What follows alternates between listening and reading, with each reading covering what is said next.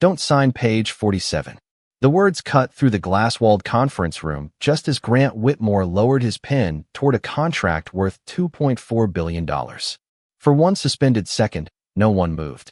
The city glittered 32 floors below, sunlight sliding across the polished table, while every executive in the room turned toward the woman standing near the service door. Avery Johnson wore a charcoal gray maid's uniform, one hand still holding a folded linen cloth. Grant looked at her, then at the contract, and finally at the small cart she had left beside the wall. His expression hardened. "You're just a maid." The words landed softly, but they carried the weight of a locked door. Avery felt every eye in the room settle on her. The lawyers in tailored suits, the bankers with their tablets, the executives who had spent the last 3 hours discussing billions as if money were simply another language they had been born speaking. She could hear the quiet hum of the air conditioning above them. She could hear the faint click of Grant's pen against the table. She could even hear the elevator doors closing somewhere beyond the hallway. But she did not hear herself apologize. Avery looked back at page 47. "Then fire me after you read the next 3 lines. A nervous laugh came from the far end of the table. Ethan Caldwell, Grant's senior legal advisor, leaned back in his chair. "This is a confidential transaction," he said. "You shouldn't even be standing in this room." Avery turned her eyes toward him. "I wasn't trying to stand in the room." Her voice remained calm. "I was trying to keep him from signing something he hasn't fully read." Grant's jaw tightened. The contract sat beneath his hand, thick with legal language and expensive certainty. The acquisition would give Whitmore Capital control of a technology company valued at nearly $2.4 billion. Every major decision had been reviewed. Every page had been marked. Every person in the room had assured Grant that the deal was safe. And yet Avery's eyes remained fixed on one paragraph. She had seen it from across the room while replacing a glass of water. A single sentence buried inside a subsection. Most people would skim past. It looked harmless. It sounded protective. But the words shifted responsibility in a way that could leave Grant's company carrying the financial consequences of problems it did not create. Grant pushed the contract toward himself. "You have 10 seconds to explain why you interrupted my meeting." Avery stepped closer, but stopped at the edge of the table. She did not touch the document. She did not raise her voice. "Because that clause doesn't protect your company," she said. "It makes your company the target." The room went still again. Grant stared at her. Then he glanced at Ethan. For the first time that morning, the confident smile on the lawyer's face disappeared. Avery noticed. Grant did not. Not yet. He picked up his pen. Avery looked at the signature line. Then she looked at the man who had already decided what she could understand before she had spoken a single word. "Mr. Whitmore," she said quietly, "if you sign that page, you may lose more than the deal." Grant's fingers tightened around the pen. "And if I don't?" Avery held his gaze. "Then you can call me just a maid. Then you can call me just a maid." The words remained in the room after Avery said them, suspended between the glass walls and the polished table. Grant Whitmore did not answer. His pen hovered above the signature line, and for the first time that morning, the certainty in his face had begun to thin. Avery had learned long ago that silence could reveal more than an argument. People often showed you what they believed when they thought you had nothing to offer them.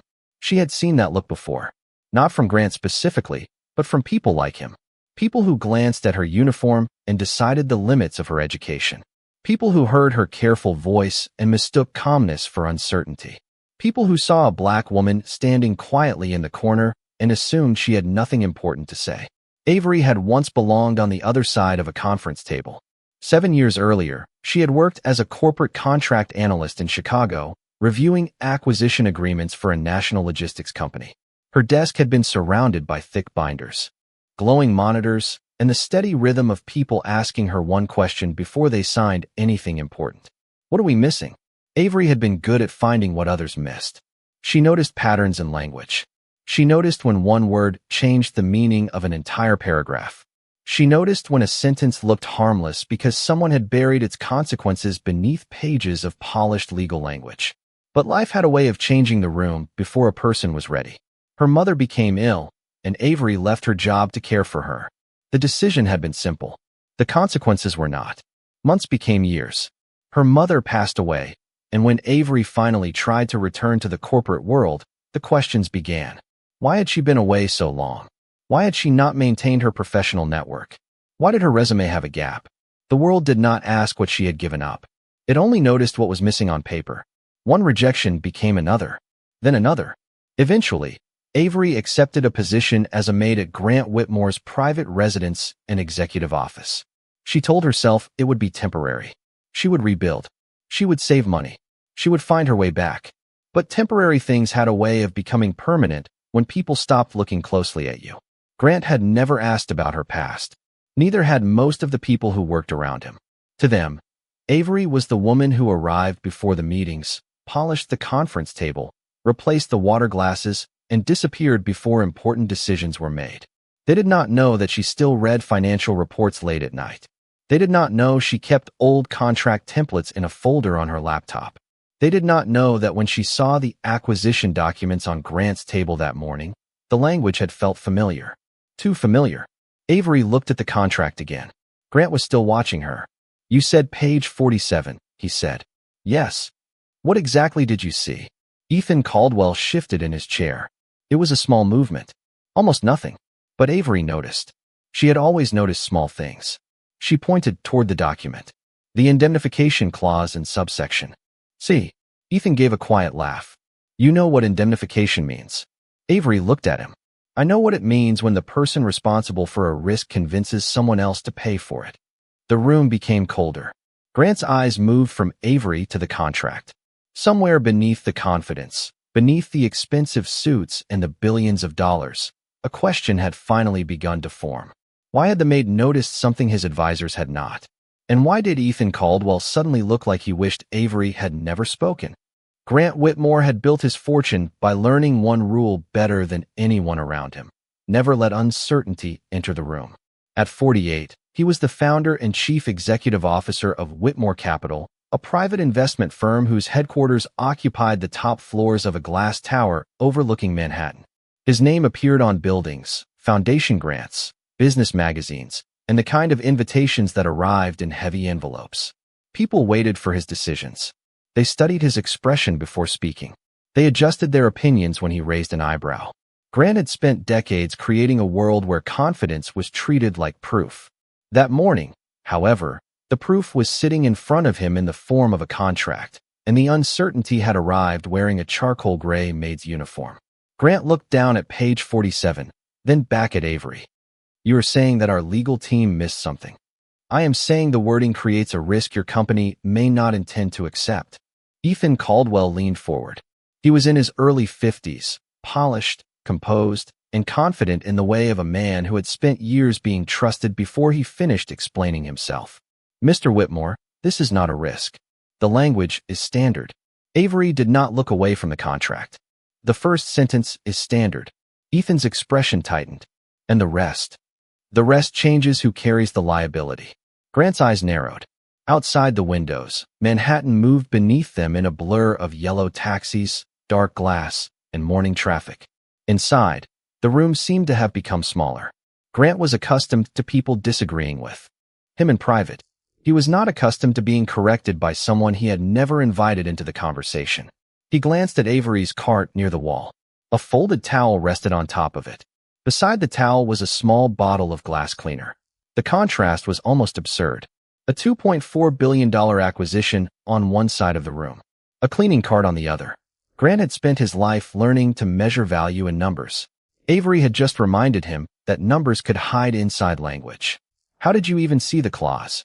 Grant asked. Avery answered honestly. "I was replacing the water glasses."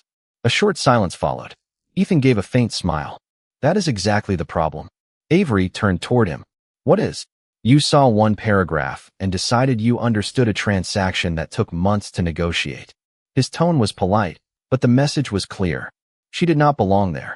Grant leaned back in his chair. "Ethan has handled more acquisitions than most people ever see." Avery nodded. "I am sure he has." "Then perhaps you should let the people who understand these matters finish their work." The words were directed at Avery, but the room heard what he did not say. She was not one of them. She was black. She was a maid. She was standing beside a service cart instead of sitting at the table. To Grant, those details had become a conclusion before Avery had finished speaking.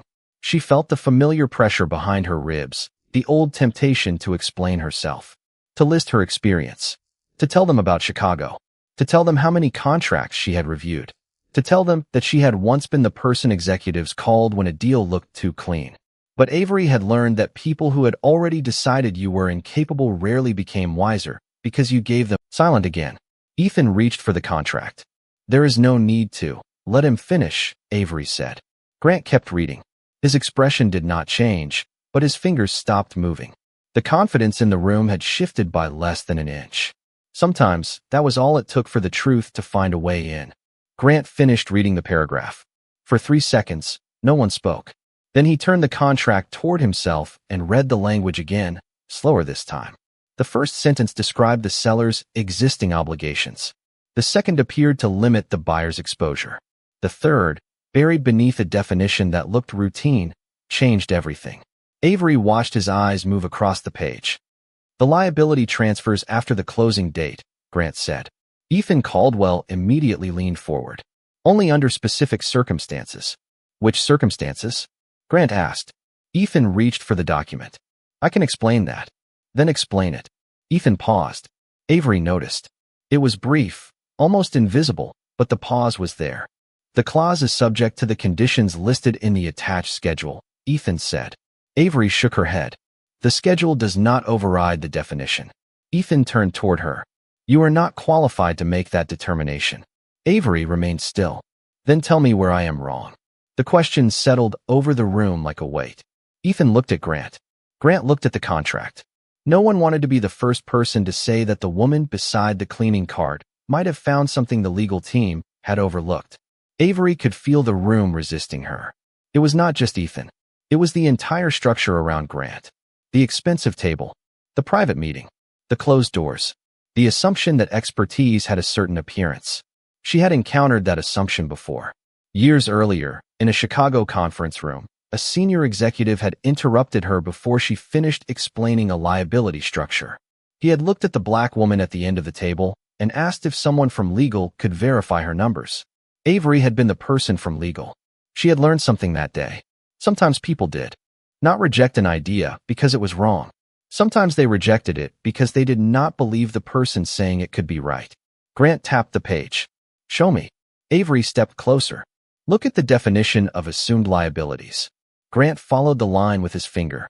Now compare it with the indemnification language on page 63. Ethan's face became still. Grant opened the document to page 63. Avery continued. The wording is almost identical, but the responsibility changes depending on which section controls the transaction. Grant read both sections. His eyes moved back and forth. If this definition controls, then your company accepts the exposure, Avery said. Even if the underlying issue began before the acquisition. Ethan sat back.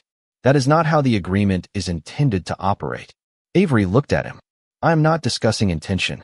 I am discussing the words on the page. Grant slowly lifted his eyes. That sentence reached him. He had spent years telling people that business was about what could be proven, not what someone claimed they meant. He looked down again. How much exposure? Ethan answered quickly. That depends. Avery spoke before Grant could respond. At least several $100 million if the pending claims are included. The room went silent. One of the bankers stopped typing. Grant looked at her. Pending claims. Avery nodded. The seller's current liabilities are referenced in the disclosure schedule. If the definition on page 47 applies as written, your company may inherit responsibility for them after the acquisition closes. Ethan's voice sharpened. You are making assumptions. Then check the disclosure schedule. Grant did. He turned the pages. The sound of paper moving across the table was suddenly louder than the air conditioning. Avery stood beside him, calm and patient. She did not need to raise her voice. She did not need to announce her credentials. The language was speaking for her. Grant found the reference. Then another. His expression changed by the smallest degree. Ethan, he said, why was this cross-reference not flagged? Ethan opened his mouth. Nothing came out. Immediately, Avery saw it again. That pause. This time, Grant saw it too. Ethan Caldwell finally spoke. Because it was not considered material. Grant looked at him. A potential liability worth several $100 million is not material. Ethan kept his voice steady. Not in the context of the entire transaction. Avery said nothing. She watched Grant turn back to the contract. He read the cross-reference again. Then he opened the disclosure schedule and searched for the related claims. The pages moved faster now. His confidence had become concentration. Ethan reached across the table. Grant, this is exactly why we have a legal team. A person who has not been involved in the negotiations cannot interpret a single provision without the full context. Avery felt every word settle around her. A person, not a maid this time. But the meaning had not changed. She had crossed a line simply by speaking. Grant looked at her. How long have you been reviewing contracts? Avery answered. Long enough to recognize when a definition is doing more work than the sentence around it. Ethan let out a quiet breath. This is absurd. He stood and gathered a few papers from the table. We have spent 18 months negotiating this agreement. The acquisition is scheduled to close at 3 o'clock this afternoon. We are not going to delay a multi-billion-dollar transaction because a housekeeper noticed a paragraph. The word landed harder than he intended. Housekeeper. Avery felt the room shift toward him. She had been called many things in her life. Most had been said with a smile that made the insult easier for the speaker to deny. She had learned not to react to every word. But Grant heard this one. His eyes moved from Ethan to Avery. She is not the reason we are delaying anything. Ethan stopped. Grant looked down at the contract. The contract is the reason we are delaying anything. The room became quiet. One of the bankers closed his tablet. Another began reviewing the pages again. Ethan's expression hardened with disbelief. You are seriously considering this? Grant did not answer immediately. He looked at Avery. What would you do? It was the first time he had asked her a question as if the answer might matter. Avery glanced at the contract. I would not sign it until the liability structure was independently reviewed. Ethan gave a short, humorless laugh. By whom? You. Avery turned toward him. By someone who is willing to read the language without assuming the conclusion. Grant's face changed. Ethan. The lawyer stopped. Send the full agreement to an outside review team. Ethan stared at him. That will delay the closing. Yes. The seller will walk. Then they can walk. The words were quiet, but they carried across the room. Grant placed his pen on the table. The signature line remained blank. Avery could feel the attention in the room returning to her, but she did not enjoy it. She had not spoken to be admired. She had spoken because a sentence had been wrong. Ethan gathered the documents again. This is a mistake. Grant looked at him. Then we will find out. Avery began to step away. She had done what she came to do. But Grant's voice stopped her. Avery. She turned. Stay. She looked at the contract, then at the man who had called her just a maid less than 10 minutes earlier. Why? Grant glanced toward page 47. Because I want to know what else everyone in this room missed. For the first time that morning, Avery saw something change in his eyes. It was not respect. Not yet. But it was doubt. And doubt, she knew, was where certainty began to break. For the first time that morning, Avery sat down. The chair was not meant for her. She knew that because Ethan looked at it before looking at her. As if even the furniture had a place in the room and she had crossed into it without permission. But Grant had told her to stay, so she stayed. Outside the windows, the morning had begun to fade into a pale gray afternoon. Clouds gathered over Manhattan, softening the sharp edges of the buildings below. Inside the conference room, the energy had changed. The confidence was gone. The jokes had stopped. Even the sound of paper moving across the table seemed careful. Grant sat at the head of the table, reading the contract again. Avery sat several feet away, her hands resting quietly in her lap. She did not explain herself. She did not fill the silence. She had learned that silence could be a kind of protection. It gave people time to reveal what they truly believed. Ethan was the first to break it. This is unnecessary, he said. Grant did not look up. You have said that twice. Because it is true. Then the review will prove it. Ethan looked toward Avery. Or it will create confusion where none existed. Avery kept her eyes on the window. Rain began to touch the glass. At first, only a few drops. Then more. Each one caught the pale light and slipped downward, leaving a thin trail behind. Avery watched them move. She thought about the first time she had read a contract and understood that words could protect people. She had been 24 years old, sitting in a small office in Chicago with a cup of coffee that had gone cold beside her keyboard. She had not known then that a career could disappear so quickly. She had not known that one decision to care for her mother would make people question everything she had accomplished before it. She had not known that returning to the world would feel like arriving at a door that no longer recognized her. Grant's voice brought her back. How did you know to look at that section? Avery turned toward him. I did not know. I noticed it. What is the difference? She considered the question. Knowing tells you where to look. Noticing tells you something is wrong before you know why. Grant looked down at the contract. That answer stayed with him. His phone began to vibrate on the table. He glanced at the screen. It was a message from the bank overseeing the acquisition. He opened it. The room remained quiet while he read. His expression changed. What is it? Ethan asked. Grant did not answer immediately. He read the message again. Then he placed the phone on the table. The bank wants an immediate review of the liability structure. Ethan's face tightened. That is routine. Grant looked at him. They referenced the same section. No one spoke. The rain grew heavier against the glass. Avery looked at page 47. Grant looked at Avery. How did you see it from across the room? Avery gave a small shrug. The sentence did not belong there. Grant studied her. You say that like it is obvious. Sometimes it is. Ethan leaned back. This is still not proof that the agreement is defective. Avery looked at him. No. It is proof that someone else noticed the same problem. Grant's eyes remained on her. The rain continued to fall, washing the city in gray light. For a moment, no one in the room was speaking about her uniform. No one was asking where she belonged. There was only the contract, the unanswered questions, and the quiet realization that the person they had ignored might be the only person who had been paying attention. Grant picked up his phone and called the bank. The room remained silent while he listened. Avery watched the rain slide down the glass, but she could feel the attention in the room shifting again. This time, no one was looking at her uniform. They were watching Grant's face. How serious? He asked. He listened for several seconds. No, do not release the funds. Ethan stood immediately. Grant. Grant lifted one hand. The gesture was quiet, but Ethan stopped speaking. Grant continued listening. His expression grew more focused. Then he ended the call and placed the phone on the table. The bank found 3 additional references to the same liability structure. Ethan stared at him. That is impossible. They are reviewing the agreement now. The bank's review team is not familiar with the negotiation history. Neither was Avery, Grant said. Ethan turned toward her. This is becoming ridiculous. Grant looked at him. You have said that 3 times. The rain tapped steadily against the windows. Avery remained seated, listening. She knew the room had crossed a line. Before, she had been the interruption. Now, she had become part of the evidence. Grant opened the contract again. Avery, show me every section that connects to the definition on page 47. Ethan stepped forward. Grant, I strongly advise against this. Grant did not look up. You have already advised me. The words were calm. Now I want to see what she found.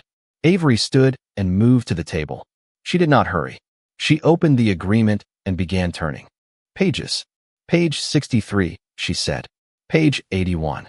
She paused. And the disclosure schedule. Grant followed each reference. Ethan watched in silence. Avery placed her finger near a paragraph. This is the first problem. Grant read it. This one. Yes. The language appears to limit the seller's responsibility, but the definition on page 47 expands the buyer's responsibility. Grant looked toward Ethan. Why was this not flagged? Ethan answered quickly. Because the 2 sections are not meant to be read together. Avery looked at him. Then why does this section refer directly to the definition? Ethan did not answer. Grant turned to the next page. Avery continued. There is another issue. What? The electronic signature record. Ethan's face changed. That is unrelated. Avery shook her head. The version history shows this paragraph was revised after the final negotiation meeting. Grant stopped. The room became still. Who made the revision? He asked. Ethan answered. The legal team. Which person? Ethan looked at the document. I would have to check the system. Avery's voice remained quiet. You should check before the closing. Grant looked at her. Why? Avery pointed to the signature metadata. Because the version that was approved and the version you are about to sign are not identical. The words did not echo. They did not need to. Grant stared at the screen. He opened the digital file and compared the 2 versions. One sentence had changed. Just one. But that sentence altered the responsibility attached to the entire section. Grant's eyes moved slowly across the screen. Then he looked at Ethan. Who changed this? Ethan said nothing. The rain continued beyond the glass. Avery stood beside the table, her hands at her sides. She had not accused anyone. She had not named a suspect. She had only followed the language. Grant looked back at the file. A notification appeared on his screen. The version history had finished loading. Beneath the revision was a name. Ethan Caldwell. Grant read it once. Then again. Ethan saw the name appear on the screen. The confidence that had filled the room that morning was gone. Grant slowly lifted his eyes. You changed the agreement. Ethan's voice was low. I changed a provision. Grant looked at the contract. Without telling me. Ethan said nothing. Avery watched Grant understand the difference between a mistake and a decision. Outside, the rain kept falling. Inside, the truth had finally found the person who had been trying to keep it hidden. Ethan Caldwell looked at the name on the screen, then at Grant. For several seconds, the only sound in the conference room was the rain against the glass. It was a correction, Ethan said. Grant did not move. A correction you made after the final review. The language was unclear. So you changed it. I improved it. Avery stood quietly beside the table. She had seen the same pattern before. A person discovered with an uncomfortable decision rarely called it a decision. They called it a correction, a clarification, an adjustment. The name changed, but the action remained. Grant looked at the screen again. Why did you not tell me? Ethan's answer came quickly. Because you would have delayed the closing. Grant's expression became still. You knew I would not approve it. Ethan did not answer.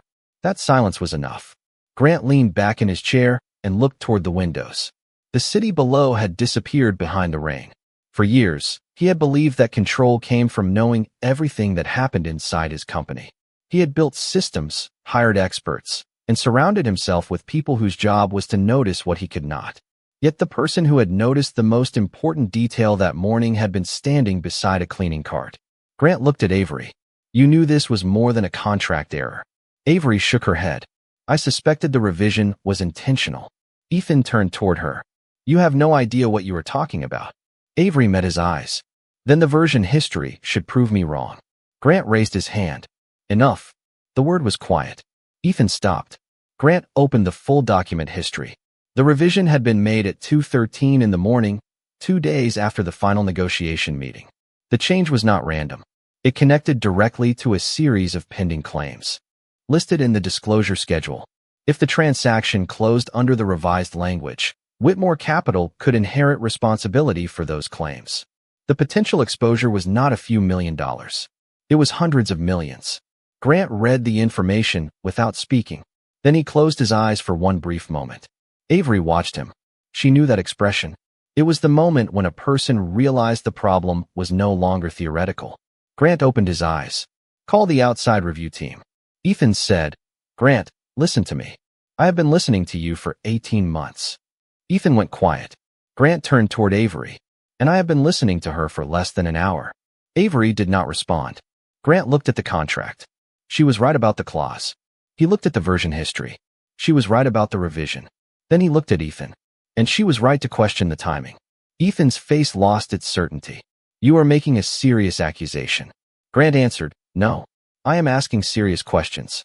He instructed the bank to suspend the transaction and ordered an independent review of every document connected to the acquisition. The meeting that had been scheduled to end with a signature continued into the afternoon. Lawyers joined by video conference. Bank representatives reviewed the documents. The room filled with careful questions. Avery remained at the table. She did not speak unless someone asked her directly. But when they did, her answers were precise. She explained what she had noticed, what she had compared, and why the language concerned her. No exaggeration, no anger, just facts. By the time the review team finished its first assessment, the conclusion was clear. The agreement could not be signed as written. Grant dismissed the others one by one. Eventually, only he and Avery remained in the conference room. The rain had stopped. A thin line of evening light rested across the table. Grant looked at her. I owe you an apology. Avery said nothing. He continued. This morning, I saw your uniform before I saw you.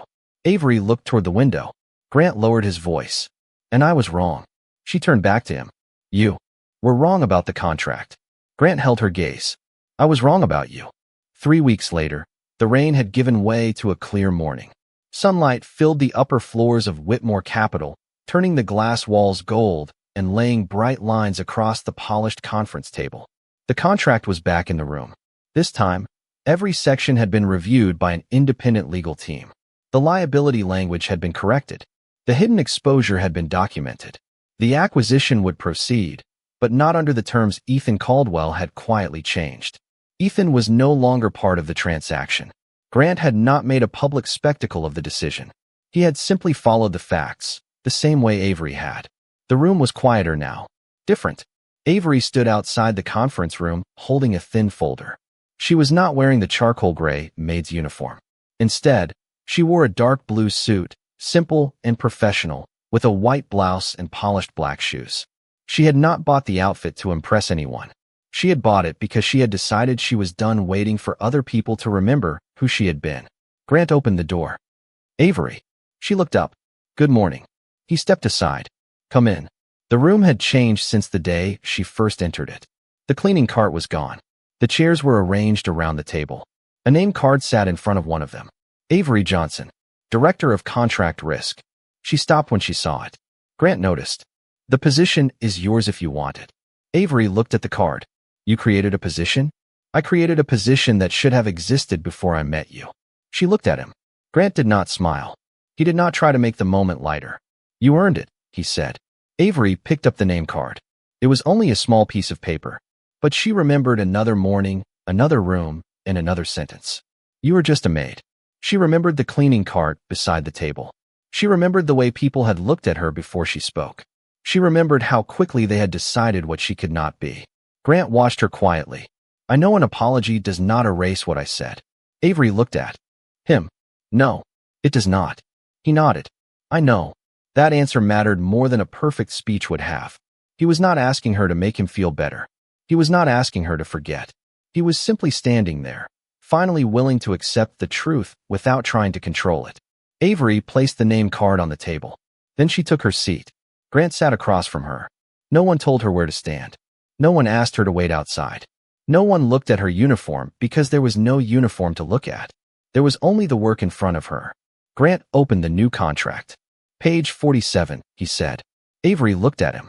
A faint smile touched her face. I already read it. For the first time, Grant smiled too. Then they began. Outside the windows, Manhattan moved beneath the morning light. Somewhere below, a cleaning cart rolled quietly through another hallway. Avery did not look back. She opened the contract, turned the page, and placed her hand beside the words that mattered. The room was silent except for the soft movement of paper and the distant sound of the city waking up. She had not won because someone powerful decided to save her. She had won because she had remained who she was when the world tried to make her smaller. And when Grant finally looked at her across the table, he understood something he should have understood years earlier. A uniform could tell you what someone was doing. It could never tell you what they were capable of. Avery lowered her eyes to the contract. The sunlight moved across the table. And this time, when the most important decision of Grant Whitmore's career began, she was not standing beside the room. She was sitting at the table.